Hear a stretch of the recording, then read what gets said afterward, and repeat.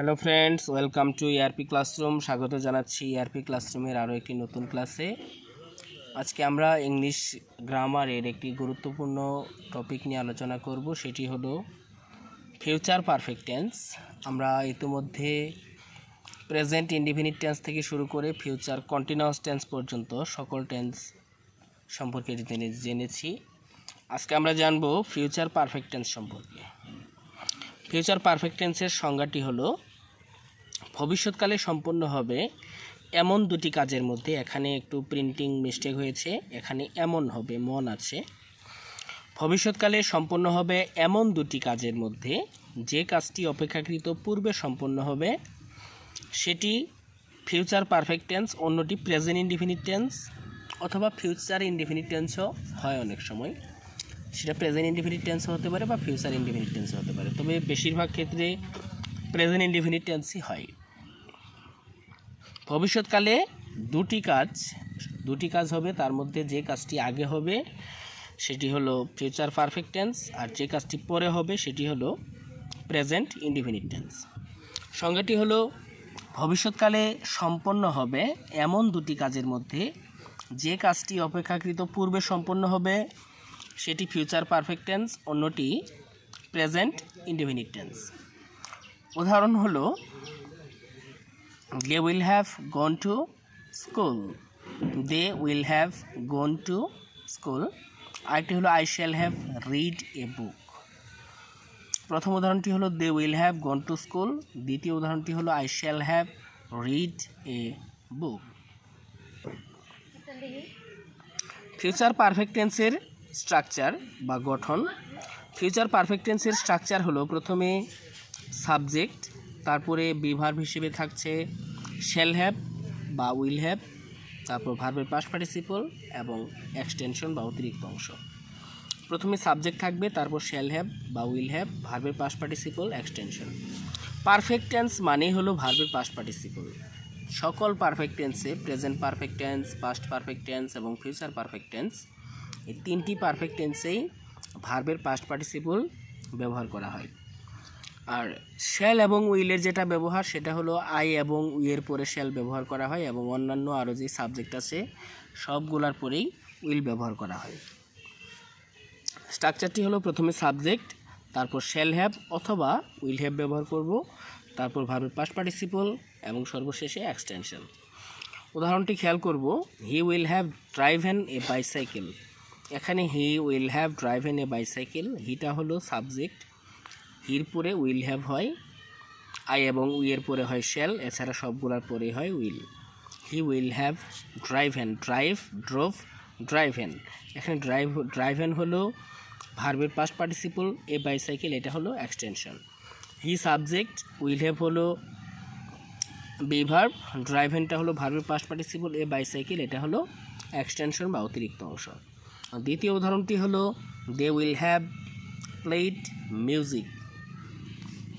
এখানে দেটা হলো সাবজেক্ট, দের পরে উইল বসে, দে উইল হ্যাভ, তারপর প্লেড। এখানে প্লেডটা হলো ভার্বের পাস্ট পার্টিসিপল, তারপরে মিউজিক এটা হলো এক্সটেনশন বা অতিরিক্ত অংশ। স্ট্রাকচারটা আমরা আরেকবার বলবো, প্রথমে সাবজেক্ট থাকবে, তারপর শ্যাল হ্যাভ থাকবে বা উইল হ্যাভ থাকবে, ভার্বের পাস্ট পার্টিসিপল এবং এক্সটেনশন। আমাদের দ্বিতীয় যে স্ট্রাকচার সেটি হলো নেগেটিভ স্ট্রাকচার। আমরা আগে থেকেই অবগত আছি যে নেগেটিভ করতে হলে বি ভার্বের পরে নট বসাতে হয়। এখানে বি ভার্বটা হলো শ্যাল এবং উইল।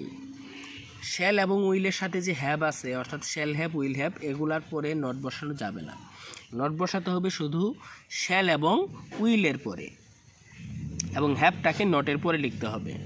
স্ট্রাকচারটা হবে এরকম, প্রথমে সাবজেক্ট থাকবে, তারপর শ্যাল নট বা উইল নট বা শ্যাল উইল প্লাস নট, তারপরে হ্যাভ, ভার্বের পাস্ট পার্টিসিপল এবং এক্সটেনশন। প্রথমে সাবজেক্ট বলে দিয়েছি যে শ্যাল এবং উইলের পরে নট বসাতে হবে, শ্যাল হ্যাভ, উইল হ্যাভের পরে নট বসানো যাবে না, হ্যাভটাকে নটের পরে লিখতে হবে। সাবজেক্ট শ্যাল নট বা উইল নট, তারপরে হ্যাভ, ভার্বের পাস্ট পার্টিসিপল, এক্সটেনশন। আমাদের আগের যে উদাহরণ সেটি ছিল he will have driven a bicycle. এখানে উইলের পরে শুধু নট বসিয়ে দেওয়া হয়েছে, he will not have driven a bicycle.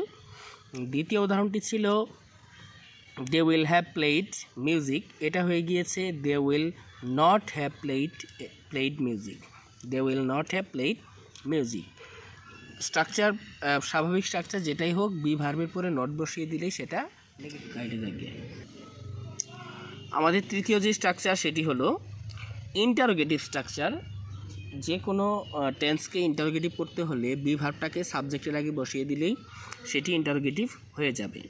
B ভার্বকে সাবজেক্টের আগে এনে ফেললেই সেটা ইন্টারোগেটিভ হয়ে যায়। এখানে বি ভার্বটা হলো প্রথম যে বি ভার্ব সেটি ছিল শ্যাল হ্যাভ উইল হ্যাভ, এখানে আমরা শুধু শ্যাল উইলকে সাবজেক্টের আগে নিয়ে আসবো, হ্যাভ সাবজেক্টের পরেই থাকবে।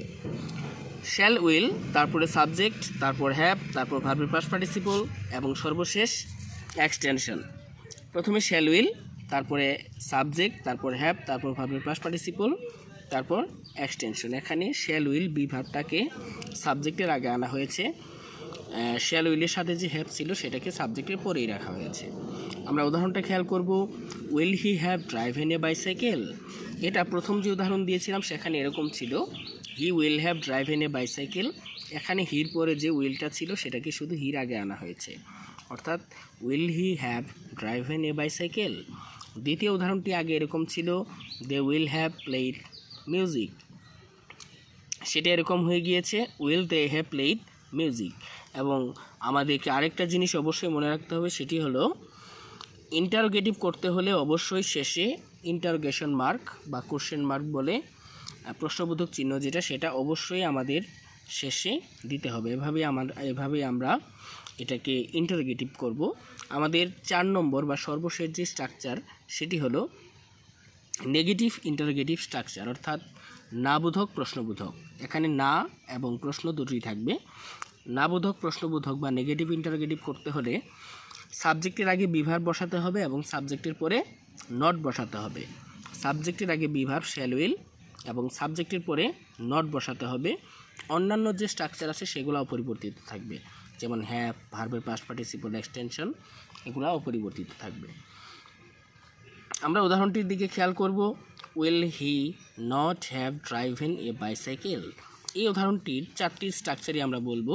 প্রথমে ছিল he will have driven a bicycle, পরবর্তীতে এটা হয়ে গিয়েছিল he will not have driven a bicycle. ইন্টারোগেটিভে হয়েছিল will he have driven a bicycle. এবং সর্বশেষ নেগেটিভ ইন্টারোগেটিভে will he not have driven a bicycle, অর্থাৎ হিটা হলো সাবজেক্ট, সাবজেক্টের আগে বি ভার্ব উইল আনা হয়েছে এবং সাবজেক্টের পরে নট, সাবজেক্টের আগে বি ভার্ব, সাবজেক্টের পরে not, will he not have driven a bicycle. এটা হলো নেগেটিভ ইন্টারোগেটিভ স্ট্রাকচার। দ্বিতীয় উদাহরণ, দের আগে সাবজেক্ট আনা হয়েছে উইল এবং দের পরে নট বসানো হয়েছে, will they not have played music. আমরা 4টি স্ট্রাকচার আবার একটু বলবো। স্বাভাবিক স্ট্রাকচার যেটাই হোক, নেগেটিভ করতে হলে বি ভার্বের পরে নট বসাতে হবে, ইন্টারোগেটিভ করতে হলে সাবজেক্টের আগে বি ভার্ব বসাতে হবে এবং নেগেটিভ ইন্টারোগেটিভ করতে হলে সাবজেক্টের আগে বি ভার্ব এবং সাবজেক্টের পরে নট বসাতে হবে। এটাই ছিল আজকে আমাদের ফিউচার পারফেক্ট টেন্সের আলোচনা। বন্ধুরা, আজকে আমাদের এই আলোচনাটি যদি তোমাদের ভালো লেগে থাকে তাহলে অবশ্যই আমাদের চ্যানেলটিতে লাইক, কমেন্টস এবং অবশ্যই আমাদের চ্যানেলটিকে সাবস্ক্রাইব করতে ভুলবে না। আজকে এ পর্যন্তই, খোদা হাফেজ।